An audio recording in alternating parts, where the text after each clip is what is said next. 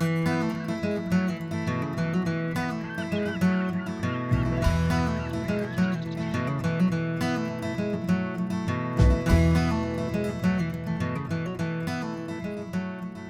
this week's show, I was in one of my favorite spots in the entire state, the Eastern UP, just outside of the town of Cedarville, where I'd be tagging along with good friends of the show, Jeff and Greg Lipple, for a day of bass fishing. Our trip started with a quick lunch at a restaurant just off of the water, and afterwards we headed out, hoping to catch a few fish.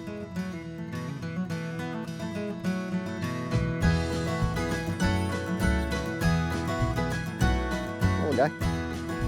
Man, he's like, that thing barely hit the water. I was gonna say, it looks like you just cast and you hit it.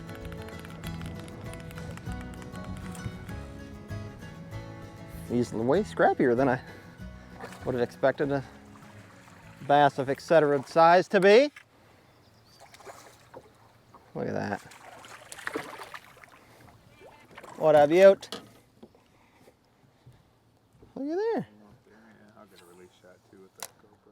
We are in Cedarville, Les Cheneaux Islands area, doing some fly fishing for smallies and largemouth. That's kind of the plan, at least. We'll take whatever hits, but that's the game plan. We got one on the board. Go from there. How's the fishing been as of late?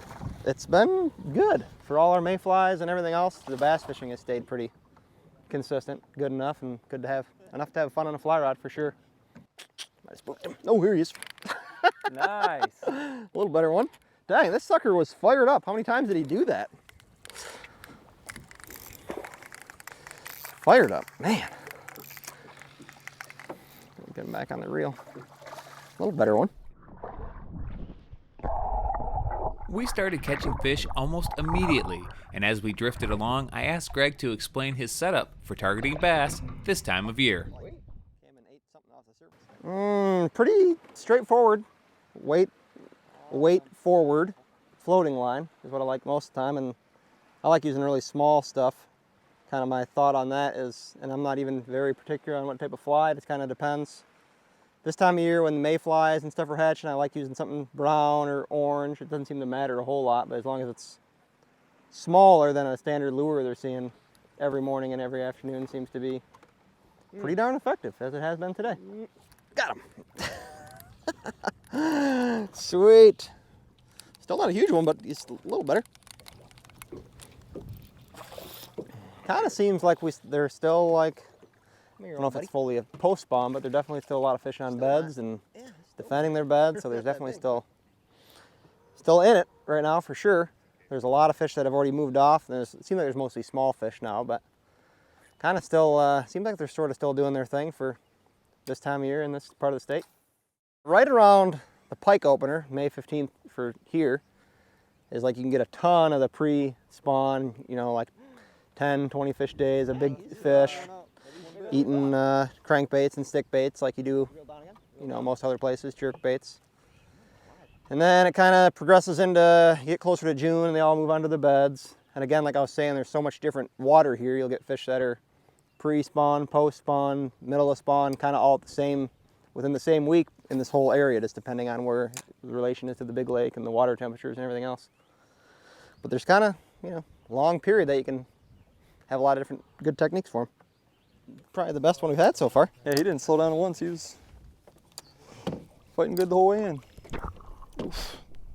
This part of the state is home to a very diverse fishery where you can catch several different species of fish in a relatively small area. And that's one of the reasons why these two love to fish here. Just kidding. There you go. There's just a whole lot of different opportunities. If you want to get back in bays, real shallow stuff like reeds, you can go into some deeper areas, real cold water. And you got all sorts of different species. So if you look on a map, where we're at is north end of Lake Huron. So whether you want to just go on the other side of the island here, be fishing over 100 feet of water, lake trout, salmon, steelhead, or you want to come in on side of these bays and channels and fish 5 feet of water, 20 feet of water, 15, you got a great variety, weed beds, reeds, rocky points, sandy areas. There's just a huge variety because there's a mix of islands that break up this northern end of Lake Huron, providing it spots like inland lakes, and it's just kind of endless. You know, maybe 4 miles, you can just kind of continue to go in one bay over, one channel over, depending on what you're looking into. If you want to target something like pike, all sorts of great pike spots if you want to target bass. Or if you just want to get out there and have fun and just cast some lures or put a worm and bobber and get into perch and panfish. There's just fish throughout here, so it's a fun area to explore. It's a little bit harder to figure out than maybe some regular inland waters, but just a lot of opportunity and almost endless water because you're really fishing Lake Huron, just broken up by a series of islands.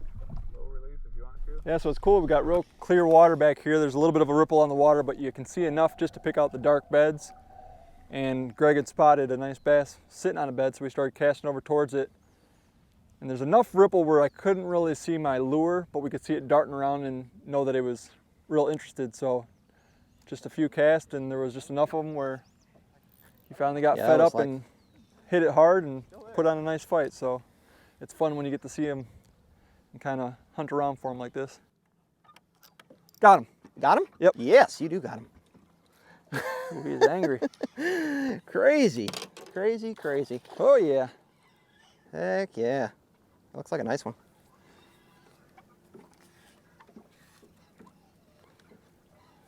Staying down. Running back and forth, pulling. Maybe get us out of these reeds because I don't want that to happen. There he's out. Kinda.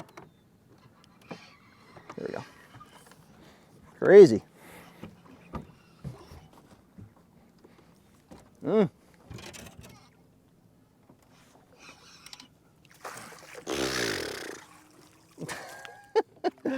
Okay. You won't. Keep on changing. Nice net. Another better one. Probably our best one right there. Well, it was just another one that was super aggressive. It was fun. Greg spotted it. We're back in this bay where it's pretty sandy, so those dark beds stand out. And then you just start casting to them and see if you start seeing anything moving. And sure enough, we spotted a bass, and he's cruising around. Yeah, that sucker was eating.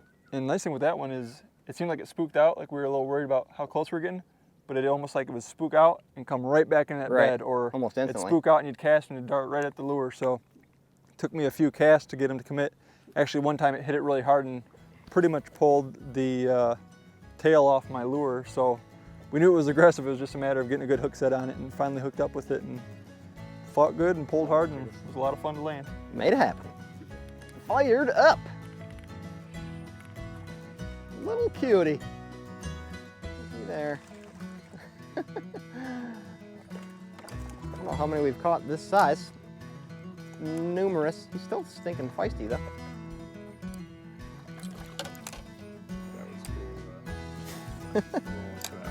That was sweet. We almost had a double. It's inconsistent. We haven't had any slow spots. That's what's been fun about it too. The bass just, you just keep on moving until you find them. So it's not like, oh, the fishing's really slow or really good or bad. It's just like, It'll be happening somewhere. Just cruising around, finding out where they're hanging out. We caught fish pretty much everywhere we went, making for a great day on the water in a beautiful corner of our state. Special thanks to Greg and Jeff for letting me tag along on a fun day of fishing here in the UP.